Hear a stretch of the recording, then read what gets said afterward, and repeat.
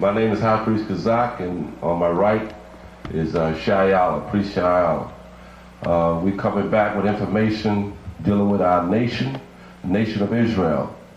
The so-called Negroes, West Indian, Puerto Ricans, the Cubans, the Panamanians, the Indians on the reservation, the Indians located in North, South, and Central America are the 12 tribes of the nation of Israel. Our topic tonight is about feast days and so-called holidays. The reason that we're coming out with this information tonight is because the so-called Negro, West Indian, Puerto Ricans, our people in this country, are worshiping pagan, heathenistic, satanic holidays. Holiday itself means holy day. What's so holy about these days that the white man is honoring? It has nothing pertaining to the so-called black man in this country. Tonight we're going to shed a whole lot of light, and we're going to bring out a whole lot of information about these feast days.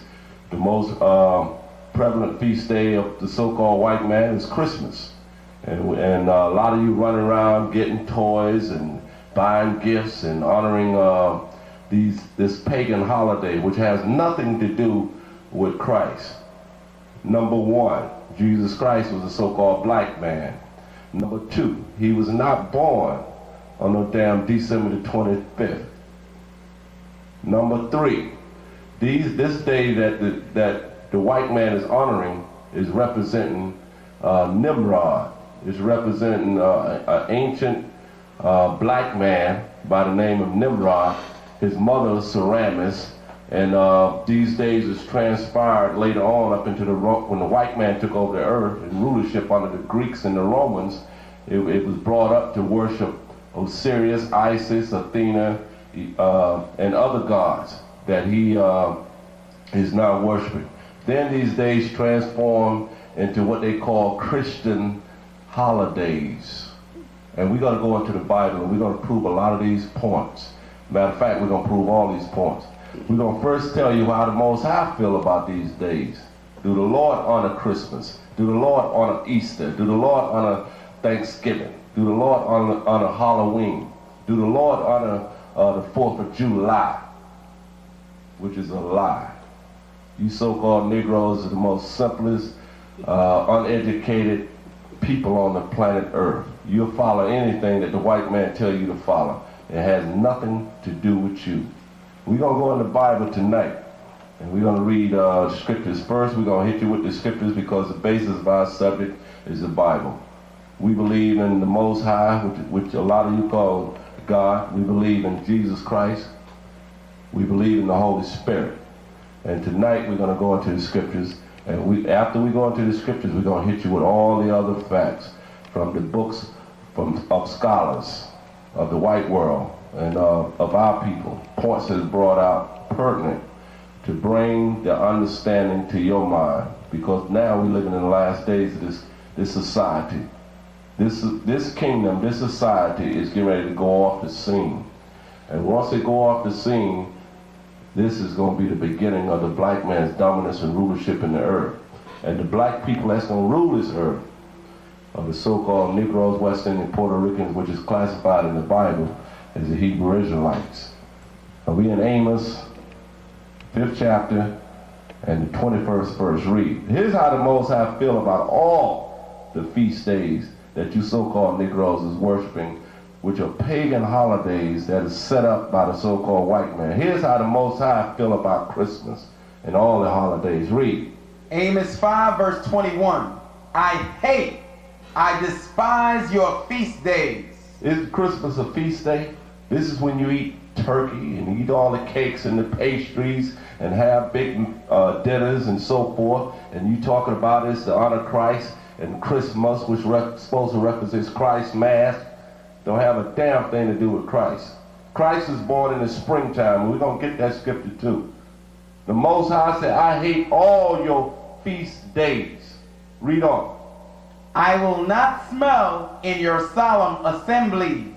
Because you come together, solemn assemblies. When Christmas comes, people come from all over the world to celebrate Christmas. Families get together on Thanksgiving. Families get together on Christmas. Family get together on Easter. Family get together on the 4th of July. Solemn assemblies coming together like you coming to worship something holy or celebrate something holy. These are demonic holidays, and we're going to show you that these days represents the worship of Satan, not the Most High. Read on. Though ye offer me burnt offerings. And they have burnt offerings on these days. The barbecuing. When the hell you think barbecuing ribs? Barbecuing on the grill and all that. Burning meat and all that. The center of these vile creatures like pork and barbecue pork ribs and all this garbage is going up to honor the demons and so forth, the burnt offerings and so forth, to the spirit world. Because in the ancient world, we burnt animals and so forth to honor the spirits. And they still keeping these customs subliminal, undercover, like it's something holy. But it's something wicked. And we're going to show you these things tonight. Read on. And your meat offerings, I will not accept them. The Most High don't accept your feast days and your solemn assembly. The Most High hates his stuff. Read on. Neither will I regard the peace offerings of your fat beasts.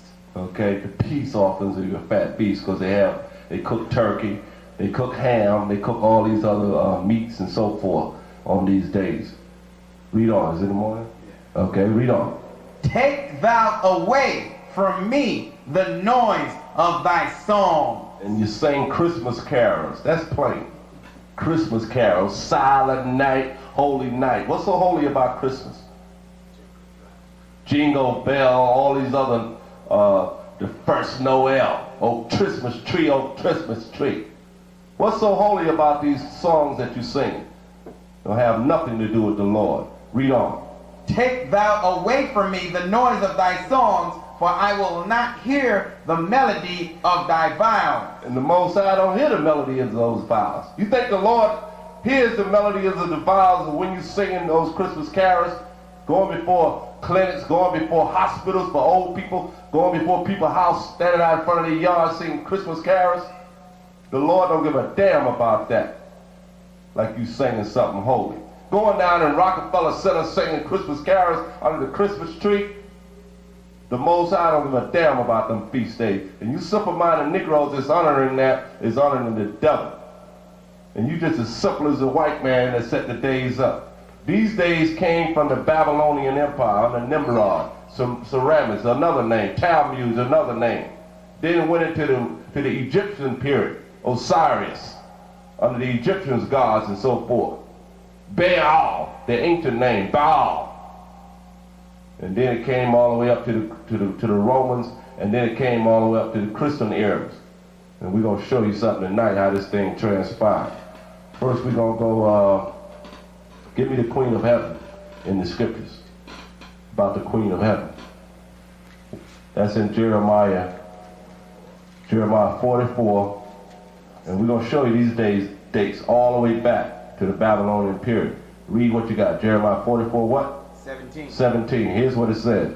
But we will certainly do whatsoever thing goeth forth out of our mouth, to burn incense unto the Queen of Heaven. And they was burning incense to the Queen of Heaven, which is another name for Semiramis, Nimrod's mother, another name for the Babylonian god of Semiramis and so forth. They was burning incense. Read on. And to pour out drink offerings unto her, as we have done, we and our fathers and our kings and our princes in the cities of Judah. And they did this in Israel too, in the ancient world. That's why the Israelites fell too for breaking the laws of the Most High, because they was following these Babylonians. The ancient Babylonians was the so-called Ethiopians today. That's who they are.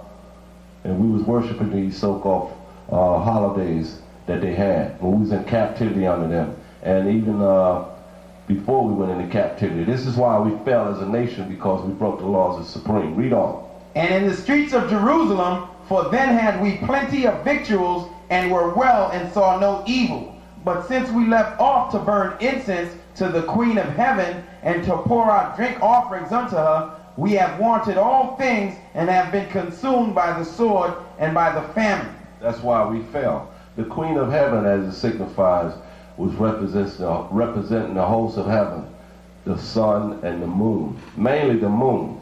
Now I'm going to read something to you now out of a book called Eternal Rome. This book is by, the author's name is Shorman, okay? Now we're going to show you the first page of the book to show you what it's dealing with, the author and so forth, called Eternal Rome. Okay, hold that up. This book was printed back in 1924. Now in this book, it deals with these gods and so forth that the white man was worshiping in Rome. Now, keep in mind, we brought much information and facts to you about the Israelites going into Rome into captivity. Now, when Titus conquered Jerusalem in 70 AD, he took Israelites there. And in Rome, they was called, these gods that they was called penance and lares. They was worshiping gods. These are family gods. Even when the emperors died, they took on the titles of gods. This is what caused one of the uprisings in Jerusalem when Caligula and some of the other emperors wanted to put their statues in the temple of Jerusalem. The Jews went off because the Jews didn't worship no idols and no man. They worshiped the supreme being. That's who the Jews worship. Now, in this book, I'm going to show you how these holidays change. And the Jews were black. And the Jews were black. That was us in the ancient world.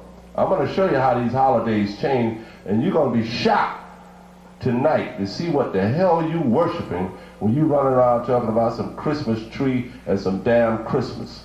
First of all, Nimrod killed his father and married his mother. After he married his mother, he died. His mother's name was Semiramis, and one of her names was Semiramis. Now, after Nimrod died, the Most High caused him to die. She thought of a scheme to keep the kingdom that Nimrod had, which is the ancient Ethiopians, and they was black people. All those images and deities that the white man is worshiping today, they derive out of the Babylonian Empire. These deities and these gods and these penance and these lares and so forth, these deities were black in the beginning. Not to say so much about that because these are black African, so-called African. We are the Israelites. We are not no Africans. So we worship the Most High, the righteous forces. These Africans worship demonic gods and so forth. Now the white man took on these gods and started worshiping them. Okay? So what I'm going to read is on page 326. And I'm going to show you what you're worshiping when you worship Christmas. Not only Christmas, Easter, Thanksgiving, Halloween, all these days is going back to the time of the Nimrod. He was also called the Eternal Boy. He was also, his name changed many times through the history of the kingdoms that took over to rule the world. But it all dates back to him. Now Nimrod was called the Eternal Boy. And what Nimrod, who Nimrod's father was too back there, was Satan, the devil. Just like the white man's father is Satan and the devil. What happened, the Lord, as time passed on, the black man was honoring Satan under the African nation. When the white man took over, he's honoring Satan now today. And these are the same feast days that you're keeping. Now we're going to read on page 326 of the book called Eternal Rome. This is talking about the Israelites during the time of the Roman Empire when they was in captivity and they was fighting to try to get freedom. Now it's going to make a statement about the gladiators and the theater and so forth. Then it's going to tell you about how these holidays came to be, including Christmas. Now read what you're reading there, page 326, about the second paragraph. Read. The gladiatorial shows and the theater were still the delight of the Romans in the last years before Alaric. It was impossible for the spiritual leaders of the church to destroy the world of pagan spirits existing in the minds of the people. Everybody was into paganism, demonic worship, worshiping demonic gods and so forth. And they had emblems and they had images of these gods and statues of these gods. Read on. The gods of paganism live on. So Christmas is a pagan satanic holiday. That's all it is. And you're going to see this as you read on. Can I say this? Yes. And carnival is set up to worship the same damn thing. Right. Worship Nimrod and all the hosts of gods. Right. That's right. That's what my high priest Ariel just stated. Carnivals, all the carnivals in New Orleans, the carnivals in Trinidad, the carnivals on Eastern Parkway in Brooklyn, Labor Day, all these carnivals, wherever they are and whenever they have them, is set up to worship demonic gods. These are demonic rituals. These are demons that they're worshiping. That's why you have what they call mass. All these mass of devils and so forth. Even in the parades that they have in this country and so forth. When you check out the parades, all this stuff is worshiping demons. It's worshiping the eternal boy Nimrod. It's worshiping Bacchus, which was one of the gods of Rome, which is dealing with the god of fertility and the phallic symbol, which is the obelisk, the Washington Monument. They have an obelisk in Central Park. They have two that was brought from Egypt. The scholars that brought it from Egypt. One is put in Central Park. One is put in the St. Peter's Square at the Vatican City, which represents the sun god Ra-Aman. We have pictures of these things, and in the future we're going to show you the pictures and so forth. Another name for Nimrod, Bacchus and all of that. That's right. Bacchus, Osiris, another name for Nimrod. Titan, another name for Nimrod. Okay, and to worship the sun god, Osiris, Saturn, Mars, Jupiter, Zeus. All these names is to honor Nimrod. And they came up, they transpired through a period of time, and I'm showing you now how that this feast, which is supposed to be Christmas, Christ Mass, is actually the celebration of Nimrod's birth, and it's a celebration of worshiping this Satan. It don't have nothing to do with the Most High. And we're going to show you the facts. Read on. The gods of paganism lived on, with the difference that now they were regarded as evil spirits. These are evil spirits that they worship, that you worship. Evil spirits, demons. Read on. Banished to hell, whence they emerged to tempt the faithful on the earth.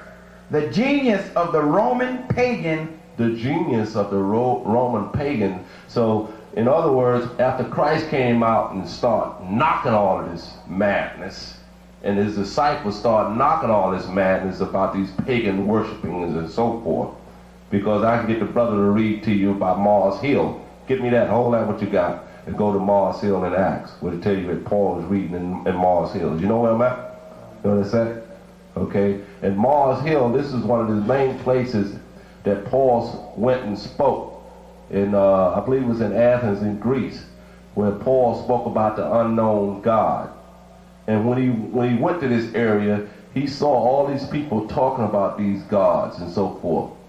And Plato, Socrates, Aristotle was dealing with nature. They was talking about the gods of nature and so forth. Philosophical cults was put together in Greece and Athens and in Rome, dealing with these gods and so forth. So Paul came to Rome, came in this area in Greece and Athens, and said, I'm going to tell you about the unknown God that they don't know about. And they were worshiping Athena also in Athens, which was a woman, which is another name for the Queen of Heaven, which is another name for Semiramis, Nimrod's mother, that goes back to Nimrod. Now, as time progressed, they brought it into what they call the Christian world. The Roman emperor that did this was called Aurelian, Marcus Aurelian. He was the one that pushed this pagan holiday, which is called Christmas today. Okay, we're gonna pause. So I'm bringing out the facts about Mars Hill.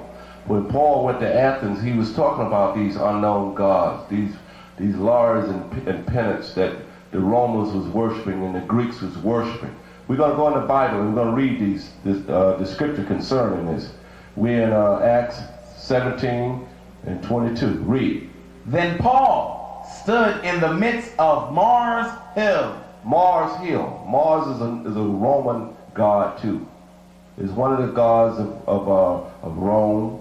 And it goes back to the time of Nimrod also. It was a Roman Greek god, Greco-Roman god. All right, read on. And said, Ye men of Athens, I perceive that in all things ye are too superstitious. And they were superstitious about these gods. The Romans had gods for food, over their crops. They had a god for everything. A sex god of fertility, Bacchus. All right, this is where all the orgies, rituals that was taking place in Rome. They were celebrating the god of fertility, which is called Bacchus, which goes back to, it was another name for Nimrod, and is worshiping demons and devils and so forth. The phallic symbol, like I mentioned about the Washington Monument, which is nothing but a phallic symbol, nothing but an obelisk. Then not only were they worshiping the phallic symbol, which is a penis, they also, the Empire State Building is a phallic symbol, an obelisk.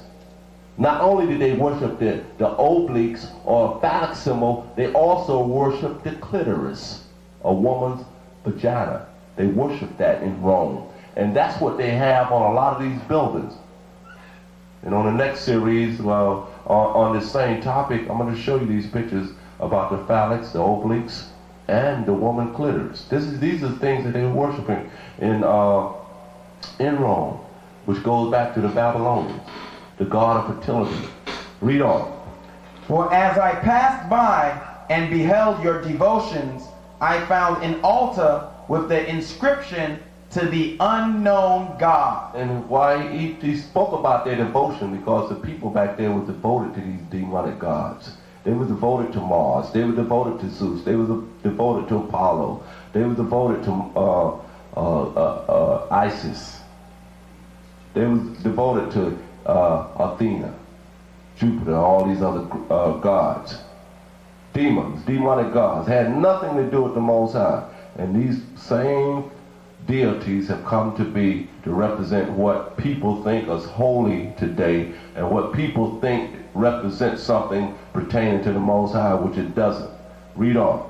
Whom therefore ye ignorantly worship. And they ignorantly worship, just like you ignorantly worship in Christmas. You ignorantly worship Easter. You ignorantly worship the 4th of July. You ignorantly worship Thanksgiving. Read on. Him declare I unto you, God that made the world and all things therein, seeing that he is Lord of heaven and earth, dwelleth not in temples made with hands. And these men was going around making these sculptures. Michelangelo made sculptures, statues, and so forth. These are the temples made with hands, and the buildings and the chapels and the churches and so forth.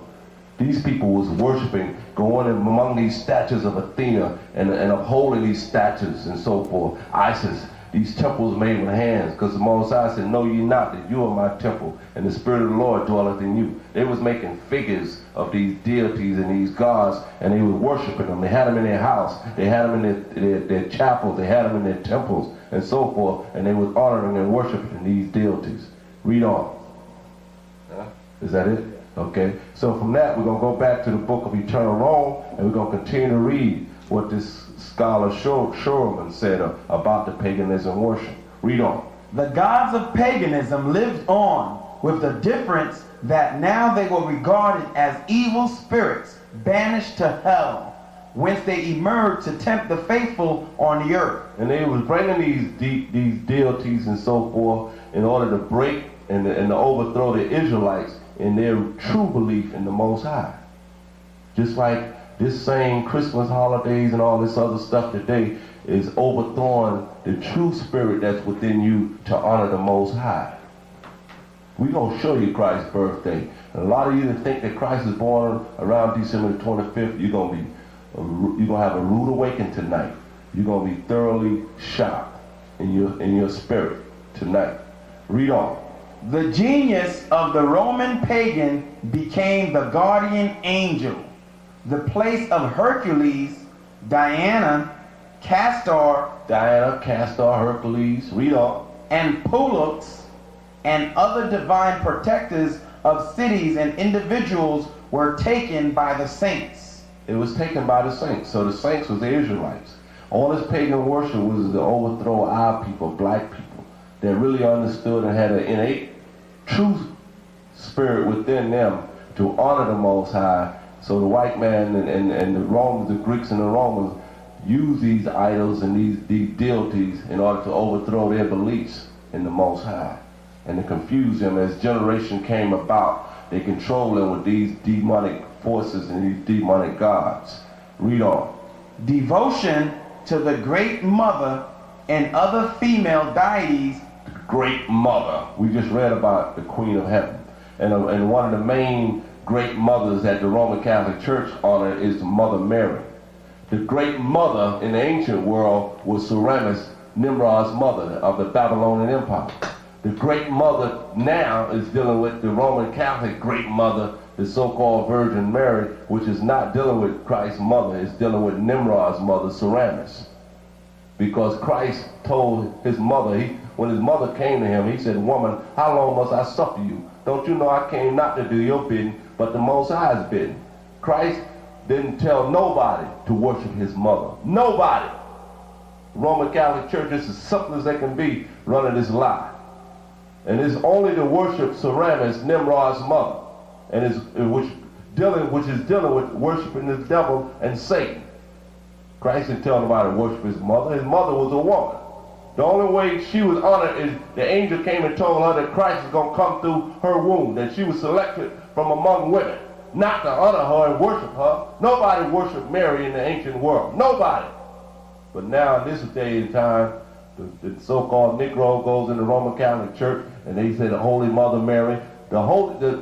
Christ's mother is more honored in the Roman Catholic Church than Christ is. And she wasn't no God, and she never was supposed to be worshipped, but they made her a God. She was a woman. The Most High chose her because she was a virgin and so forth. Another lie that the Roman Catholic Church told is that this Holy Spirit from heaven came down and impregnated a virgin. That's a damn lie. Joseph had sex with Mary. One of the popes is the one that set up this immaculate conception garbage in the 18th century. Set it up and had a lot of people thinking, and still got a lot of people thinking, that Joseph didn't have sex with Mary. We got the biblical scriptures on that. The scripture says that Christ came from the seed of David. Seed is sperm. The physical makeup of Christ came from Joseph, his father.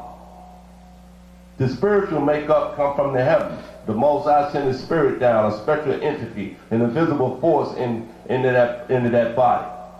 But the physical makeup came from Joseph. He had sex with Mary.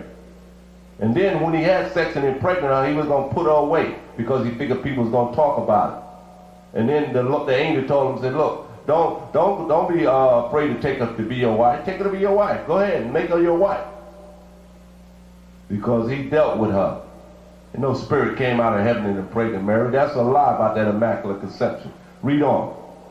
Devotion to the Great Mother and other female deities was now transferred to Mary the Mother. See, it was transferred to Mary the Mother. All this, see, this stuff happened during the time of Aurelian, one of the Roman emperors. All right. Now, when they did this, they had one objective in mind: to deceive the Jews in Israel. I mean, in Rome and throughout the world, because they saw that Christianity, the true Christ-like people, was honoring Christ, and it was knocking out all the philosophies all over the world, all over the planet. So they wanted to put a stop to this. Read on. The old pagan holidays were replaced by Christian festivals. See, it was replaced by Christian festivals. They just took on Christian names, but these are the same pagan holidays. Read on. The Robogalia became the major litany, the Abervalia, the minor... The Roman, what? Read that again. The Robogalia. The Robogalia is an ancient Roman goddess who protected grain from blight. That's all it is, the Roman Gallia. Dealing with gods that they had set up over the water. They had gods set up over the crops. They had gods set up over birth. They had God set up over the air. They had God set up over fire. They had God set up over the land, the earth. They had God set up over everything. It was a God for everything. Over the sun, over the moon. That's what Robogala means. Read on. Became the major litany. The Ambarvalia. Now, litany is one of the celebration in the Greco-Roman Church. Litany is a ceremonial liturgical form of prayer that the so-called Roman Catholic Church deals with. They pray and so forth when they praying to these deities and these gods and so forth, consisting of a series of invocation or supplications. All right, that's what Roman regality means. Read on. The Ambarvalia, the minor litany. The Lupercalia was transformed into the purification of Mary, the feast of the resurrection of Sol Invictus into Christmas. See, this is Sol Invictus. Christmas is Sol Invictus. Now, this is Latin terminology. So from this point, I'm going to go into what Sol Invictus means. And you're going to be pleasantly, not pleasantly surprised, but you're going to be shocked. The ones of you that got your Christmas tree up, and the ones of you that's all in the Christmas spirit. Now, we're going to pull the books out, and we're going to show you what Christmas means. It's Sol Invictus. First of all, we're going to go into a Latin dictionary, and we're going to get the page of, we're going to get what Sol means, okay? Sol Invictus. Invictus itself means unconquerable, all right? Sol means dealing with the sun, or the sun god. And we're going to show you that on page 17, I believe it's on page 1717. All right? Sol Invictus, 1717. Now here's what it says in Sol Invictus. Sol, the sun as a heavenly body. Now read what Christmas means again now. It means what? Sol Invictus into Christmas. This is what you celebrate, Sol Invictus. Sol, S-O-L, means sing the sun as a heavenly body. Now, Sol, the sun god, that's what you're worshiping for Christmas. Sol, S-O-L, the sun god. The ancient, I'm going to let the brother read it. Okay? Sol Invictus. Read Sol here. Sol, the sun god. The ancient Italian deity Sol, represented as driving the four-horse sun chariot from east to west, later identified with the Greek Helios, and hence often called Titan or Phoebus by the poets. Now, not only was he called Sol and called Helios, but he was also called who? Titan. Stop right there, Titan. Now let's see who Titan is, according to what this dictionary is saying here. I have a book here called The Two Babylons. Okay? The camera can move in on that. Keep in mind that Sol is also called Titan. All right? The two Babylon, the papal worship proved to be the worship of Nimrod and his wife. Now, let's see what Titan means. Read that again one more time for the audience, our listening audience. Read that one more time. Sol, later identified with the Greek Helios, and hence often called Titan or Phoebus. Now, let's get the word Titus. How you spell that, by the way?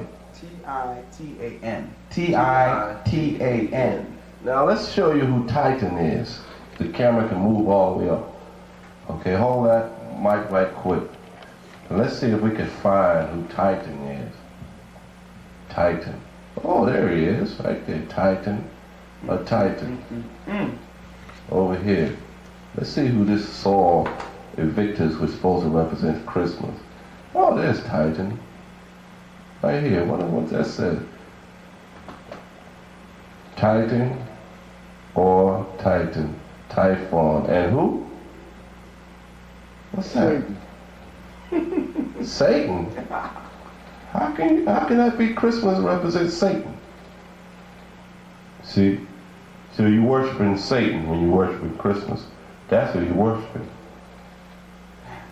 You're worshiping Titan or Teton equals Typhon and Satan, which is the sun god. That's what you so-called Negroes, West Indian, Puerto Ricans is worshiping. You're honoring Satan. It's just like what you worship Carnival, that's honoring Satan. Easter is the Queen of Heaven, that's worshiping Satan. Thanksgiving is worshiping Satan, because that's how the white man took over the Aboriginal Israelites over here in America. Christmas, Titan, or Satan. That's who you worship, without a shadow of a doubt. We have the facts. All right, read on. Read on. There's some more in this Latin. Let's tell you about this guy, by Saul, whatever, what it means. Read on. This is in Latin here. In Latin. Okay. So read the whole thing again. Saul in English. Okay. Coming out of the Latin dictionary. Read. Saul, the sun god. The ancient Italian deity Saul. The ancient Italian deity means the ancient white Romans. That's what it means. The first Roman king was Romulus. Romulus killed Remus and named the city after Rome. Romulus also is a deity, a god, and so forth, been made into a god. Romulus and Remus was nurtured by two wolves, by a she-wolf. They was twins. They was nurtured by a she-wolf. Read on. The ancient Italian deity Saul, represented as driving the four-horse sun chariot from east to west, later identified with the Greek Helios, and hence often Titan. And we just showed you who Titan is, which represent that they're worshiping the devil. Or Phoebus by the poets. By the poets. All right? So we have this facts, we have this information. From that, we're going to show you more information on the same thing. Now, not only, okay, you got more? Okay, right.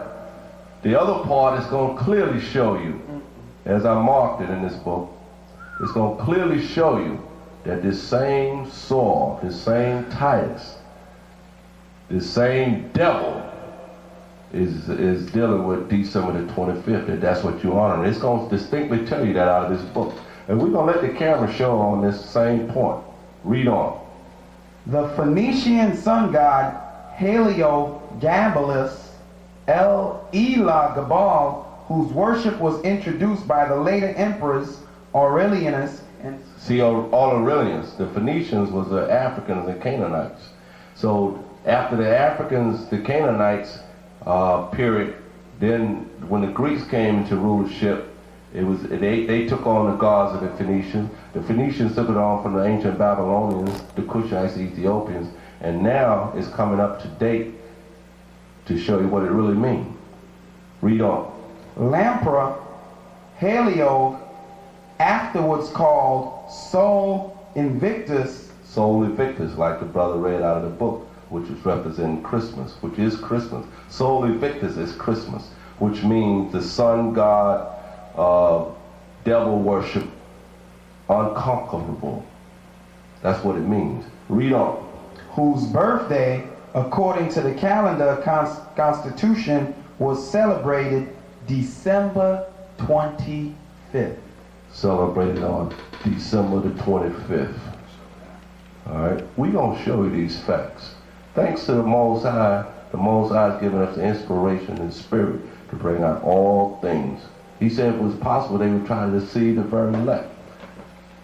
That's plain right there. You can't get no better than that.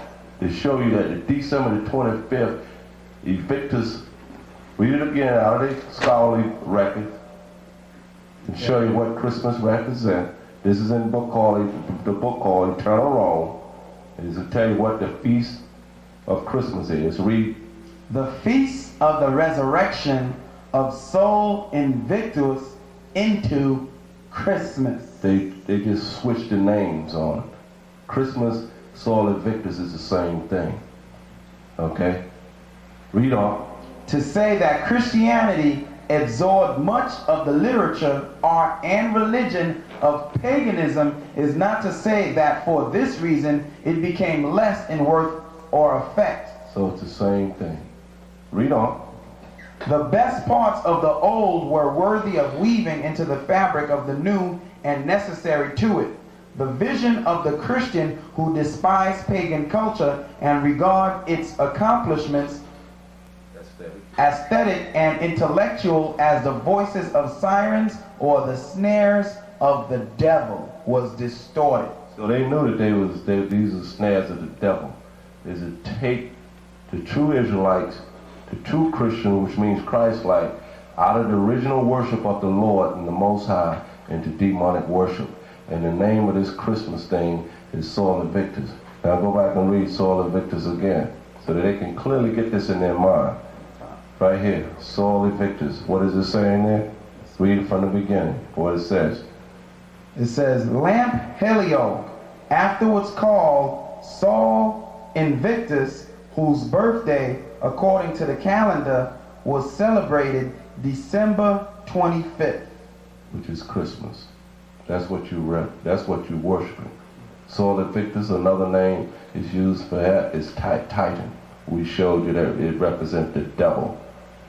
All right? Now. Did you show me the name of that big book there? Okay, we're going to show you the name of the book. The name of the book is called,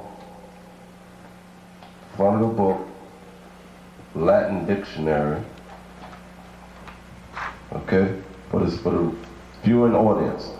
A new Latin dictionary founded on the translation of fluent Latin German lexicon, edited Andrew Ltd., revised in large and great part rewritten by Charles T. Lewis, P.D., Ph.D., Charles and Charles Scott, LL, Professor of Latin, and I believe that's Coleman College, New York. Mm-hmm. Okay, this is what we read. This Harper Latin. This is a Harper Latin dictionary, by the way. All right, so we're gonna go and that page. Let me show that very. And we're gonna show you the page. December the 25th is actually the worship of Sol Invictus, which means the sun god Ra-Aman, Nimrod, Titan, which means Satan. That's what it means. And we're going to show you in this book too that Lucifer is Nimrod and the same thing, which is Satan. Okay, hold that up and try to. That's good enough. Let me pull it in. Bring it a little closer. We're going to try to bring it a little closer so you can see it. I'm going to pull it in. See, Sol, the sun god. All right. The ancient Italian deity Sol represent as driven the four-horse and chariot, the four-horse chariot, sun chariot, from east to west, later identified with the Greek Helios, and hence often called Titan or Phobius by the poets. Okay, then you jump down, skip all, pan down. Okay, now, here's the other part. Sol, Lamp for Helios, afterwards called Sol Invictus, whose birthday was counted to the calendar, was celebrated December 25th. See, December the 25th. That's the truth. The sun worship of another nation. See that? December the 25th is a worship Sol Invictus. Now go back in the book. Put that book down and go back into Eternal Rome and show them that. Go into Eternal Rome and show them that. What we just read. And Christmas represents Sol Invictus, 326, page 220, 326, page 326. Hold that up. This is what you so-called black people is worshiping the December the 25th. All right, on the next page, on the other page, pan over to the next page. Go, Saul, see, you got it there.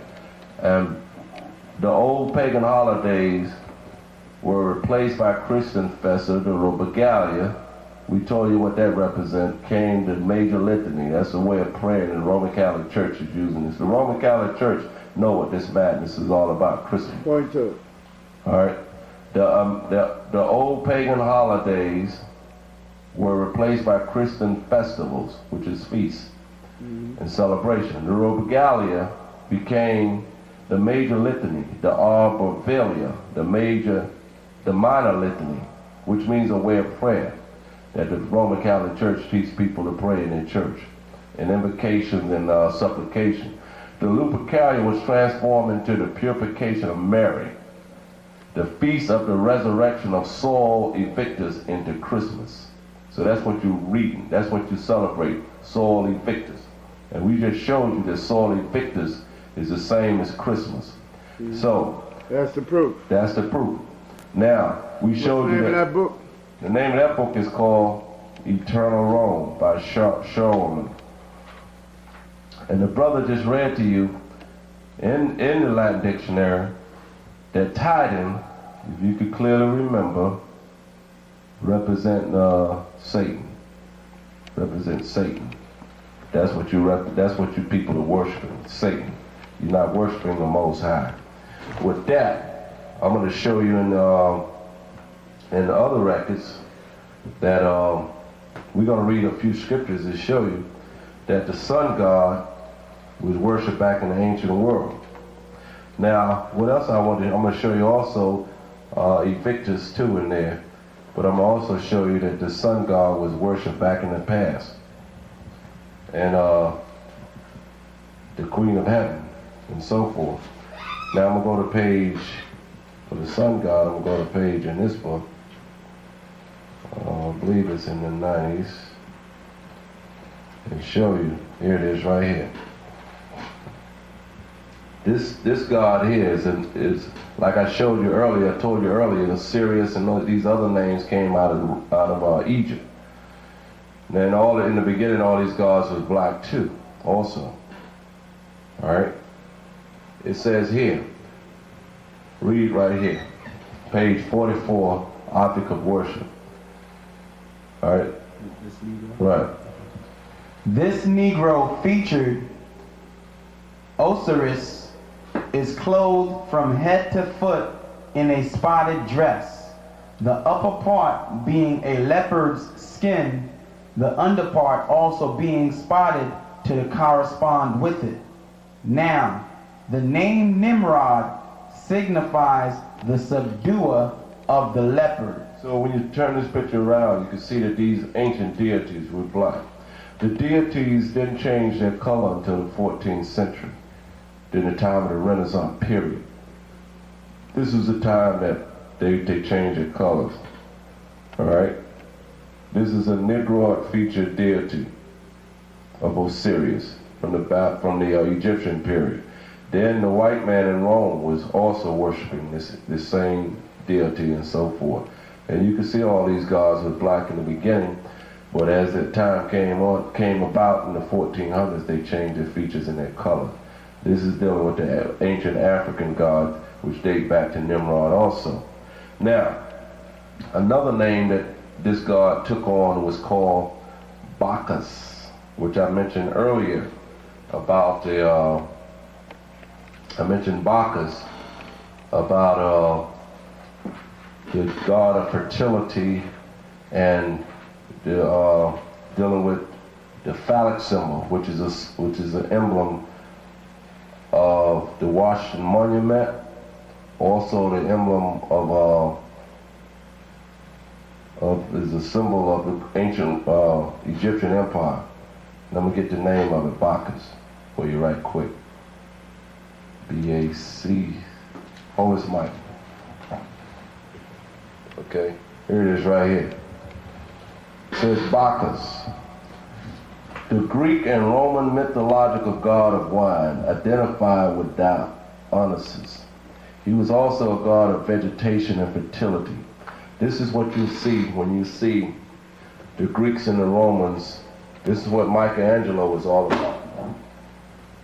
Michelangelo, by the way, was a devil. Him and Leonardo da Vinci was nothing but devils and demons to reproduce whitewash art and to bring it forth and show it under the context of like it was supposed to be acceptable. The ancient Israelites and the Israelites wore clothes. They didn't wear no walk around naked. This is a picture of Bacchus under the concept of Michelangelo. Buck naked statues and so forth. Now the guy that he has behind him is a devil, Pan. You can see his hoof, see his leg, see the hoof, and it looks like he's sitting on a phallic symbol there. Bacchus, we're going to show you more information. See his name right here, Bacchus? By my finger with circle in ink. Michelangelo Bacchus. Let me get a picture of him again. This is another name that transpired, over a period of time, came out of the Nimrod period, representing Nimrod and worshiping the devil, and came all the way up to the Greek-Roman era. And behind him is the god Pan. That's behind him, the god Pan, and which represents Satan. See the hoof, the leg. You don't even have a foot. Okay, you don't even have a human foot. And they try to hide that.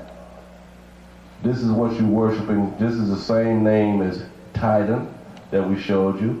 This is the same feast that they have. Bacchus was celebrated vastly in Rome. This is where all the orgies, this is what all the orgies represent. When you saw the movie Caligula, it was representing the celebration of Bacchus, the feast of Bacchus. Shaitan is getting mad now. You see the lights blowing out. But this is a feast of Bacchus and so forth. See the grapes in his hand, the wine and so forth. Now here's what it says. In Greek and Roman mythology, the god of wine identified with Dionysus. We're going to show you who Dionysus is too. It's another name. He was also a god of vegetation and fertility. This is to honor him. Also, the phallic symbol is to honor him. The penises and the clitoris and the vagina was to honor this guy. And his worship was orgiastic. What does orgiastic mean? It means getting an orgasm. It means having orgies. It means rivaling, having rivals and orgies. His worship was orgiastic. He was a protector of the vine. Many legends connected with Dionysus were originally those of Bacchus. That's why the so-called white man is a nation of faggots and freaks and lesbians. Like he didn't have much of a right. He didn't have much of a organ there. He didn't have much of a penis there because the white man is a faggot by nature, and his face even looked like a woman. Yeah. And his body is supposed to have, he got testicles and a penis there, but it ain't nothing. It's like it's so small you can hardly see it. Okay? That's why the white man cut it off, because she got vexed and frustrated with it. But anyway, this is showing the nature of what the white man is all about and what he worshipped in the ancient world and what he's worshiping now. All right? Now we're going to put that down and we're going to go get some other information about the same guy. Name of that book. Give him the name of that book. History of Art. Okay. And the name of it is The History of Art. Let me see the bottom. By Bernard S. Myers and Thurin Coverstone, your general editor. Okay. All right. Now I'm gonna get you. I'm gonna show you something here. On Bacchus also represents the god of fertility, as we showed you. We showed you represents fertility. Now we're gonna get you the fertility rites and show you what it's dealing with, the god of fertility. Brother can hold this mic right quick. Ferti, god of fertility. Okay, fertility rites, which is honoring Bacchus also. Now here's what it says. I'm gonna let the brother read that. Okay. Fertility rites, right here. Now this is what they was honoring in Sol Invictus, in Bacchus, in Dionysus, and all these names that we just showed you. We're gonna show you what it represents, these fertility rites. Read on. Fertility rites, the magical religious ceremonies to ensure abundance of food and birth of children. That's what they was worshiping. Read on. In primitive agricultural societies, natural phenomena such as rainfall, the fidelity of the earth, and the appearance, disappearance, and reappearance of vegetation were personified and thought to act in terms of human generation. That's what it was all about, these fertility rites. Bacchus, Dionysus, Sol Invictus, which is representing Christmas, Easter. All of this is dealing with nature and so forth, and dealing with the devil, deities and so forth. Read on. These phenomena are symbolized in the sacred mythical marriages of Mother Earth. Mother Earth, the Queen of Heaven that we read about in the Bible. They was worshiping these deities way back in the biblical time. Read on. The Mother Goddess, Sybil, Ishtar, and Demeter. Ishtar is another name for Semiramis, Nimrod's mother. Read on. And the Sun God or ruler of heaven. The Sun God or ruler of heaven was Sol Invictus. Sol itself means sun. The Sun God. You want to say something? Yeah, Ishtar is Easter. Ishtar is Easter. Like the high priest said, Easter. All these deities representing Satan that the black people was worshiping, that was pushed down their throat by the white man. Read on. Attis, Tammuz, and Zeus. Zeus was a Greek god, Greco-Roman god. Read on. And the birth and death of their progenia. See Osiris and Persephone. Persephone. So we showed you Osiris a while ago. Read on. The sacred drama is a fertility rite par excellence. It depicts the marriage and includes a story of birth, death, and resurrection, symbolizing the periodicity of nature. Fertility rites include acts of sympathetic magic. They're dealing in magical charms and so forth. All these days, these ritual days, when you see the priest going to church for Easter, when you see the priest going to church for Christmas, when you see the Pope going there on the 24th day of so-called Christmas, be right before, and on Christmas Eve, they are honoring Nimrod, they are honoring Satan, they are honoring Sol Invictus feast, they are honoring Titan, the devil. That's who he's honoring. Has nothing to do with the Most High.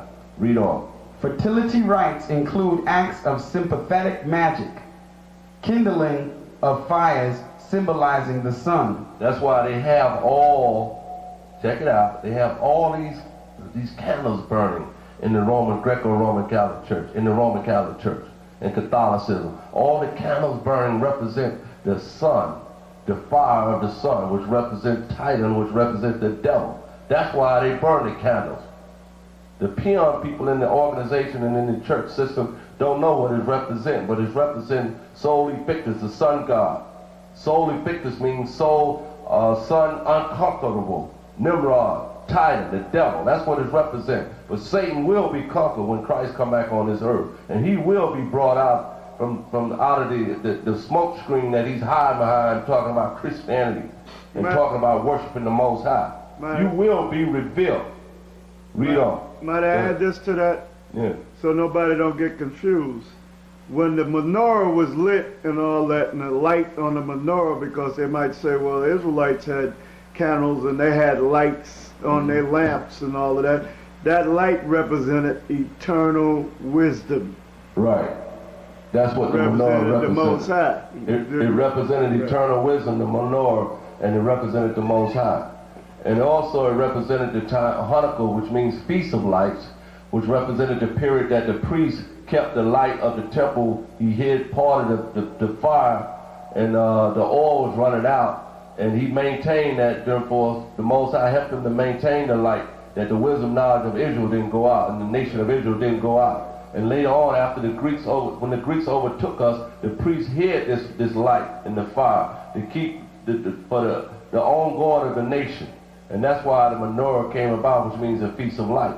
But what people have to understand is Satan tried to come very comparatively close to what the Lord was talking about in his rituals. He tried to make his parallel with what the Most High. But you got to be intelligent. You got to know how to decipher, and you got to have wisdom, knowledge, and understanding to see what Satan is doing here. But these feast days that you are worshiping today is dealing with demons and deities and the devil.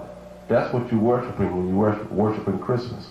And we're talking about this right now. We're reading out of an encyclopedia dictionary and showing about what these fertility rites mean. Read on. And scattering the reproductive organs of animals on the fields. That's what you have on Halloween, when they go skin animals and they cut the phallic seams, their penis off, and they scatter them among fields and do ceremonial rituals. And when the police go to these spots and they see all the dismantled members of animals and their parts and mainly their penises and so forth, this is dealing with the celebration of these demons and Satan. That's what it's representing. Read on. Scattering the reproductive organs of animals on the fields, displays of phallic symbols. Displays of phallic symbols. All right, that's what the Empire State Building is, a phallic symbol. That's what Washington Monument is. The Twin Towers, they just didn't put the pyramid on top. That's all it represents. When you look at the churches, most of those churches have phallics, the same type of structure of the obelisks on it. And in some cases, they actually have a penis on the top of it. They actually have a penis on it. And in the next segment of this same discussion, I'm going to show you the pictures of this, because we have pictures of this. Read on. And even ritual prostitution. Prostitution and so forth. Ritual prostitution. This means that they have orgies and so forth. They have sex and representing their gods, Bacchus, and these deities that they celebrate and worship. They have a high priestess and all that. Right. Representing Ishtar, Queen Mother. Right. The Ishtar, the Queen Mother, and so forth. Even in certain ceremonial, in the mass celebration, they put a lot of emphasis on sex. When you go to the celebration of mass, of these carnivals and so forth in New Orleans, there's a high level of emphasis put on showing the sex organs, and the women are walking around almost naked, and everybody is looking to have sex and enjoy themselves on those carnival days and those mass days and so forth in New Orleans. That's why a lot of people flock to these festivals of carnivals and so forth, because they know that's sex week. Eastern Parkway. Eastern Parkway in Brooklyn, Labor Day Parade. That's right, because you see the women showing their behinds, showing their body, whining and doing all kind of ceremonial dances and doing everything. In New Orleans, it's the same thing. Fat Friday, they do the same thing. On Fat Friday, it's the same thing. So it's all symbolizing the fertility rites and the worshiping of Bacchus and the worshiping of Titan and the worshiping of the devil and the worshiping of the sun god and so forth. Read on. Sacrifices, a ritual dance including a mock battle. And they have dances and so forth. And and parades and so forth in honor of this. All right? Now, skip down to this. Sacrifice.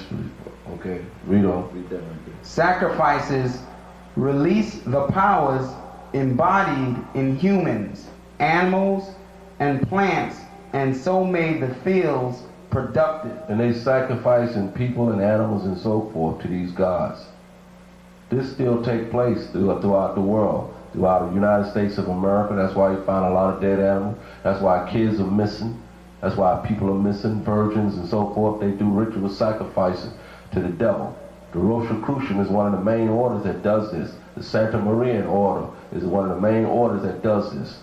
And the sexual orders like the North American Boys Club and so forth. And the YMCA, the Young Men Christian Association. And the YWCA, the Young Women Christian Association. All of these organizations, and mainly the North American Boys Club, which advocates sex among boys. All of this stuff was taking place in the ancient world, the Greco-Roman world, and they honor these fertility rights. So how in the hell are you gonna have a world of virtue and ethical morals, morality in the world when you got groups like the North American Boys Club and you got these fertility organization rights, and the Masons and the Roman Catholic Church, which advocate the celebration of these fertility right days and carnivals and all this stuff, which represent the celebration of sex and reproductive fertility in nature and so forth, which represents Bacchus, the demonic god. Read on. Generally, the same magic was believed effective in enhancing agricultural and human fertility. Some fertility rites have come down to modern times in a somewhat disguised form. So it's telling you it came right down to the modern days and it's in a disguised form. The main disguised form is what? These so-called holidays, these festivity days, Christmas, Thanksgiving, Halloween, Easter, okay, 4th of July, Mother's Day. Mother's Day. Father's Day. Mother's Day is nothing more than but to honor Ishtar, Nimrod's mother, Semiramis. Father's Day is nothing more but to honor Tammuz and Nimrod and Bacchus and Osiris and these other days that they're keeping Christmas and so forth is nothing more than but to honor these deities and so forth. So you people in this world has been duped. Might I say this? Yeah. Because you're supposed to honor your mother and father every day of the year. That's part of the law. And the only other father outside that you're supposed to honor with a special day is the Most High.